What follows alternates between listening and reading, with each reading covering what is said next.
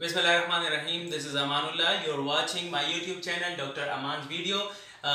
Weaver उम्मीद करता हूँ कि आप लोग ठीक ठाक होंगे, खैर खैरियत से होंगे। सबसे पहले आप सारे लोग जानते होंगे मैं अपने दोस्त तनवीर तारा का शुक्रिया अदा करता हूँ कि आज मैंने उनको एक देसी स्टाइल में वीडियो बनाने के लिए रिक्वेस्ट की थी और वो मान गए। तो आज हम एक देसी स्टाइल में वीडियो करेंगे एरिथ्रोसाइट सेडिमेंटेशन रेट पे, जो तनवीर तारा की स्पेशलिटी है। एज़ यू नो कि उन्होंने एमएससी हेमाटोलॉजी की है और फिर मॉलिक्यूलर बायोलॉजी में एमएस किया है। तो अब हम अपने वीडियो की तरफ जाएंगे, लेकिन उससे पहले मैं तनवीर तारा से रिक्वेस्ट करूंगा कि अगर वो मेरे वीवर से और उसके भी वीवर हैं, अगर उनसे कुछ बात करना चाहते हैं। Thank you. सबसे पहले thank you very much doctor Aman. और इसके बाद मैं आपको मुबारकबाद कहूँगा, लाजमी बात है क्योंकि चैनल आपका मोनेटाइज हो चुका है और आखिरकार आपकी जो मेहनत थी वो रंग ले आई है। आज हमारी ये वीडियो बड़ी एक देसी स्टाइल में है, जैसे मेरे दोस्त अमान साहब ने कहा, और वो है बेसिकली एरिथ्रोसाइट सेडिमेंटेशन रेट पे। तो आप लोग जब भी एरिथ्रोसाइट सेडिमेंटेशन रेट देखा होगा तो लाजमी बात है कि आप तसव्वुर कर रहे होंगे कि हम लैब में हैं, लेकिन हम लैब में बिल्कुल भी नहीं है। हम चाय भी पी रहे हैं और हम अपने पास साथ जो है वो एक ट्यूब लाए हैं। बड़ा इंपॉर्टेंट ट्यूब है ये और बहुत इंपॉर्टेंट एक टेस्ट है जिसे हम कहते हैं एरिथ्रोसाइट सेडिमेंटेशन रेट। ठीक है, अब नाम से आप लोगों को पता चल चुका होगा कि ये क्या है। तो बेसिकली हम इस ट्यूब में जब तनवीर तारा जी यहाँ पे अगर हम उसामा का शुक्रिया अदा करके उसको फारिग कर लें और हम वेस्टर्न ग्रीन की तरफ आ जाएं तो थोड़ा सा हमारे लिए इजी हो जाए। अगर आप थोड़ा सा इसको कंटिन्यू करते हैं उसके बाद फारिग कर लें। ठीक है, मैं पहले इस पे चले थोड़ी सी बात कर देता हूँ तो फिर हम उसामा को कहेंगे कि थैंक यू वेरी मच। ठीक है, तो ये बड़ा एक स्मार्ट सा ट्यूब रहता है और जिसका नाम है वेस्टर्न ग्रीन ट्यूब। ठीक है, पहले ज़माने के अंदर जब ओल्ड वर्जन था इसका तो वेंट्रोप ट्यूब भी यूज़ हुआ करता था। उसके बाद एक और ट्यूब था जिसे हम कहते थे वेस्टर्न ग्रीन, लेकिन वो थोड़ा सा जो है वो कन्वेंशनल मेथड में यूज़ हुआ करता था। अब जो एडवांसमेंट जितनी आ रही है लेबॉर्ट्री के अंदर भी, तो उसमें ये ट्यूब यूज़ होता है जिसके अंदर अगर आप फोकस कर ले उसामा साहब तो ये 170 जो है वो इस पर कैलिब्रेशन रहती है, इसके मार्क्स है ये। और इसमें एक फेब्रस जो क्लॉट है यहाँ पे ये लगा हुआ है, स्टॉपर है ये एक स्पेसिफिक रहता है क्योंकि जब हम यहाँ इसको ट्यूब के अंदर डाल लेते हैं तो जो ब्लड है वो ऊपर एब्जॉर्ब नहीं हो पा रहा होता, क्योंकि हमने फिर इस लाइन से जो है वो उसको नीचे काउंट करना होता है और जितना यहाँ से काउंट होता है ऊपर से नीचे तो वो बेसिकली एरिथ्रोसाइट सेडिमेंटेशन रेट रहता है। जो वेंट्रोप ट्यूब था पहले तो आपको याद रहेगा कि उसमें हम हमारे ज़माने में हमारे ज़माने में जब हम बीएससी कर रहे थे 2002-2003 में, तो उन दिनों में ऐसा होता था कि उसका जो एक सिरा था वो बंद होता था और दूसरा जो है वो ओपन होता था। और जो दूसरा वेस्टर्न ग्रीन ट्यूब होता था तो उसमें एक शक्कर की ज़रूरत होती थी। तो काफ़ी लेबॉर्ट्री के साथ शक्कर नहीं हुआ करते थे, तो अक्सर वहाँ पे लोग जो है माउथ पे बैठेंगे जो कि बहुत ही जो है बुरा हैज़र्डस है। ठीक है, तो उसके लिए ये अब एक स्मार्ट सा ट्यूब आ चुका है और आगे इस पे हम बात करेंगे। तो यहाँ हम उसामा को Usama thank you so much, आपने हमें हेल्प प्रोवाइड की। अब हम अपने व्यूवर को बिल्कुल ट्यूब के करीब लेकर चलते हैं। अच्छा व्यूवर, मैं तारा से रिक्वेस्ट करूंगा कि वो एक दफ़ा फिर इन चीज़ों पे मैं उंगली रखूंगा तो वो ज़रा बताएं। अच्छा, फाइब्रस का आपने जिक्र किया कि ये फाइब्रस क्लॉट लगा होता है, तो थोड़ा सा व्यूवर को इसका अगर फंक्शन बताएं जी। कि क्या ये बेसिकली यहाँ पे अगर आप देख रहे हैं अमान साहब तो यहाँ से ओपनिंग है और यहाँ से ओपनिंग है। ठीक है, यानी कि दोनों ट्यूब्स, दोनों जो साइड्स हैं सिरे हैं वो ओपन है। ठीक है, दोनों सिरे ओपन है, लेकिन अगर यहाँ से यहाँ तक आप देख रहे हैं तो ये आप इसको स्टॉपर भी कह सकते हैं, ठीक है, फेब्रस टिश्यू भी कह सकते हैं। तो यहाँ पे ये जो एरिया है ये ज़ीरो यहाँ से स्टार्ट हुआ है, तो हमारी जो बेसिकली रिज़ल्ट होता है वो हम यहाँ से स्टार्ट करते हैं। ज़ीरो आप अगर फोकस कर ले इसको तो यहाँ से हम स्टार्ट करते हैं, क्योंकि ये जो सिरा है ये इसके लिए स्पेसिफिक ट्यूब्स आते हैं जो कि सेट्रेटेड ट्यूब होते हैं, रेड कैप ट्यूब भी हो, सॉरी ब्लैक। अच्छा एक मिनट, यहाँ पे मैं थोड़ा सा आपको रोकूंगा।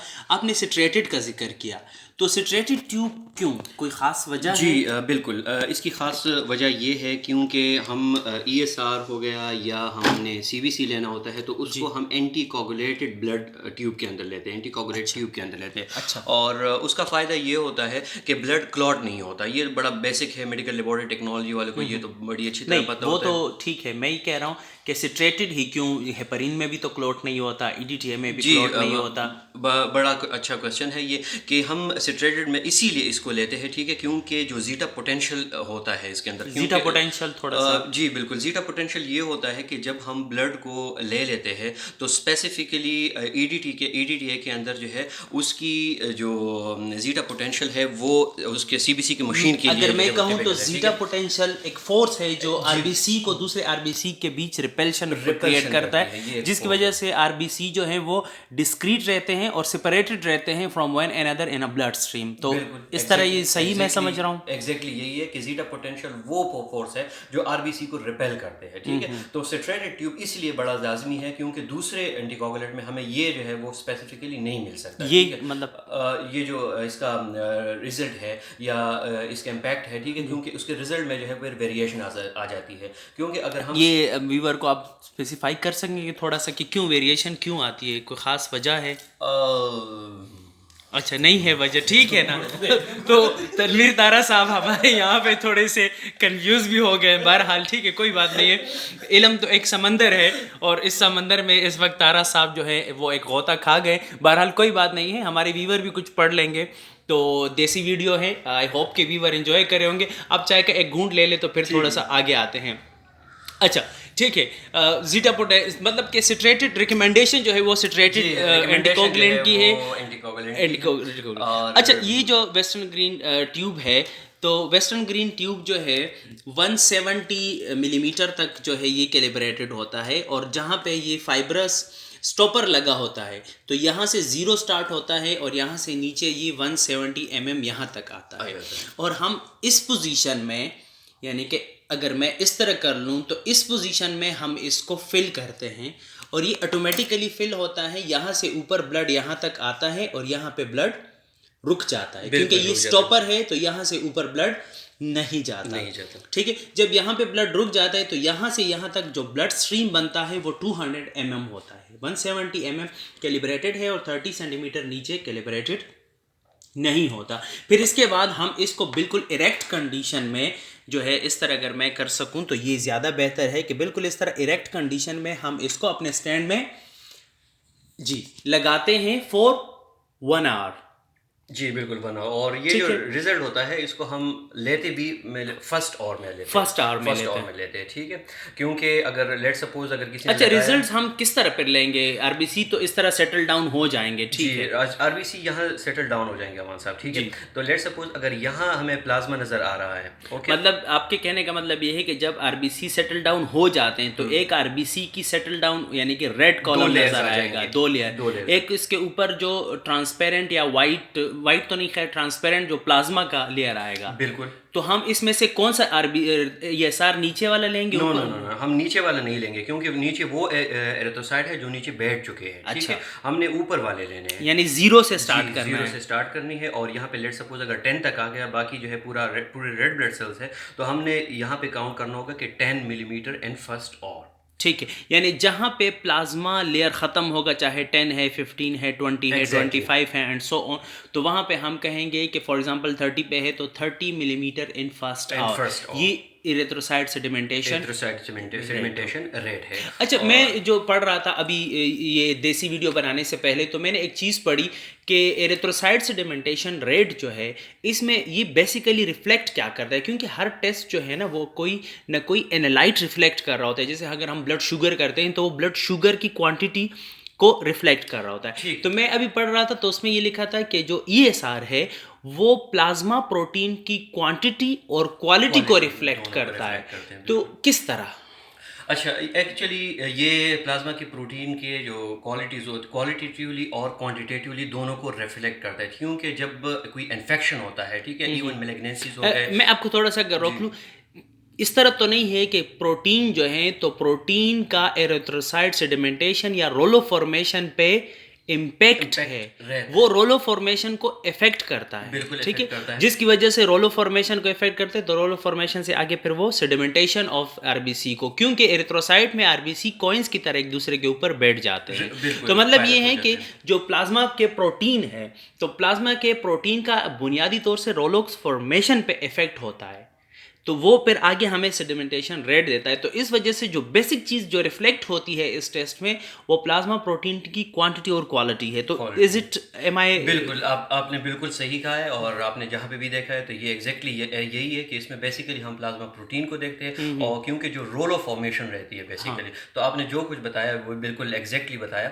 और दूसरी अच्छा, बात, कोई जो कुछ इंपॉर्टेंट प्रोटीन कोई नाम आप बता सकें जो प्लाज्मा प्रोटीन में जो मोस्ट इंपॉर्टेंट प्रोटीन आते हैं जो इफेक्ट करता है हाँ, सेडिमेंटेशन? बेसिकली जैसे कि सी रिएक्टिव प्रोटीन जो है वो हमारे पास बड़े इंपॉर्टेंट है, ठीक है। एक्यूट और फेस प्रोटीन है, बिल्कुल ये प्रोटीन है, और अगर देखा जाए इम्यूनोग्लोबुलिन है, जैसे कि इन्फेक्शंस में अक्सर ये सारा रेज आता है। रेज तो आते हैं, इसकी एक ठीक है। वजह ये बताते हैं क्योंकि immunoglobulins are globulin in nature, और ग्लोबुलिन जो है वो रोलक्स फॉर्मेशन और सेडिमेंटेशन को एनहांस करता है। इसी तरह अल्ब्यूमिन का नेगेटिव इफेक्ट होता है, तो अल्ब्यूमिन अगर कम होता है तो ठीक है। बिल्कुल सही फरमाया तो आपने। ये अहम मेरे ख्याल से ग्लोबुलिन है, अल्ब्यूमिन है, और जिस तरह आपने कहा एक्यूट फेस प्रोटीन है। तो इन प्रोटीन का इफेक्ट होता इफेक्ट है। रहता है, और इसके लिए क्योंकि इन्फेक्शन के लिए हम ये साल लगाते हैं, लेकिन बहुत जो स्पेसिफिक टेस्ट है, अच्छा टेस्ट है, तो उसके लिए सी रिएक्टिव प्रोटीन अब हम जो है एक्यूट करवाते हैं। फेस प्रोटीन है, उसकी जो है वो क्वांटिटी चेक की जाती है, और फिर उसकी वैल्यू दी जाती है, तो वो इन्फेक्शन जो है उसमें काफ़ी अच्छा काम करता है। लेकिन ये है कि ये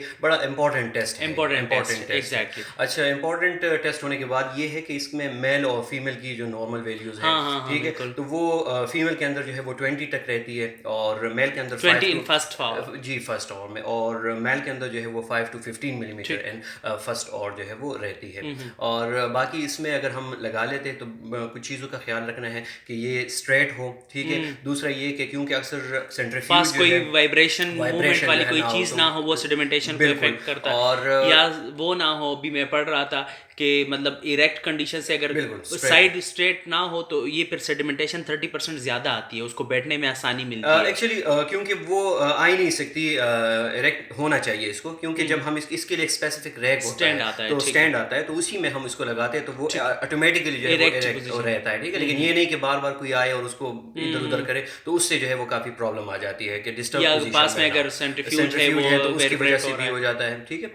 और इसमें एक और बात भी मैं बता रहा था, मैं भूल गया शायद क्या बात बता रहा था, कि इसमें हाँ, बादाम यस, महंगे हो गए ना असल जी, में, हम खा नहीं सकते, एक्चुअली तो फिर हाफजा काफ़ी हमारा महंगे, कमजोर अंडे हो महंगे हो चुके हैं, अंडे तो महंगे बादाम हैं, तो बादाम वो हाँ, चलगोज़ा तो खैर बात ही कोई नहीं, बहुत हमारी जो है हैसियत कोई नहीं। तो ठीक। हाँ, याद आ गया मुझे, ठीक है। तो ये मैं बता रहा था कि देखो नाम टेम्परेचर, के नाम से इतना असर है, तो हाँ, फिर कुछ तो खाया है तो ये मैं बता रहा था कि टेम्परेचर का भी बड़ा इफेक्ट होता है, ठीक है। हाँ, ये छोटे मोटे टेम्परेचर नहीं, लेकिन कम ज़्यादा हो जाता है, लेकिन अगर कंटिन्यूसली बहुत ज़्यादा टेम्परेचर है और लेबोरेटरी के अंदर जो है वो सनलाइट आ रही है, तो उस पर भी इफेक्ट हो सकता है, ठीक। ठीक है। क्योंकि अक्सर ये जो रैक होता है वो खिड़कियों के साथ होता है, और वहाँ से अगर सनलाइट आ रही है तो बुरी वो बात है, फिर तो वो इफेक्ट जो है वो इफेक्ट कर सकता है, ठीक है। ठीक है। तनवीर तारा, थैंक यू सो मच कि आपने मेरे चैनल पे अपना जो है व्यू दिया और मेरे व्यूवर को जो है खुश किया और उनको बहुत अच्छी नॉलेज कन्वे की।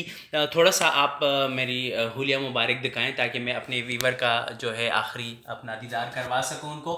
आई होप व्यूवर के आप लोगों को देसी मॉडल में ये वीडियो बड़ी अच्छी लगी होगी। अगर आपको ये वीडियो अच्छी लगी हो तो प्लीज़ हमें कमेंट में बता दीजिए, ताकि फिर हम आपके लिए इस तरह देसी स्टाइल में वीडियो बनाते रहें। क्योंकि बहुत सारे व्यूवर जो हमारे पाकिस्तान के व्यूवर हैं उनको मैं ये बताऊं कि अब मैं और तारा चूँकि यहाँ बैचलर लाइफ में एक रूम में रहते हैं, तो फिर इस तरह देसी वीडियोस अगर आपको लर्निंग भी इंटरटेनमेंट भी दोनों चीज़ें मिल रही है, तो फिर हम फिर ये सिलसिला जारी रखते हैं। और आई होप कि आपको ये वीडियो अच्छी लगी होगी। जिन लोगों ने मेरा चैनल अभी तक सब्सक्राइब नहीं किया, तो of course I would request to subscribe my channel and also hit bell icon in order to get notification for my latest video. Thank you so much. Fi amanillah. अल्लाह हाफिज़। Allah Hafiz.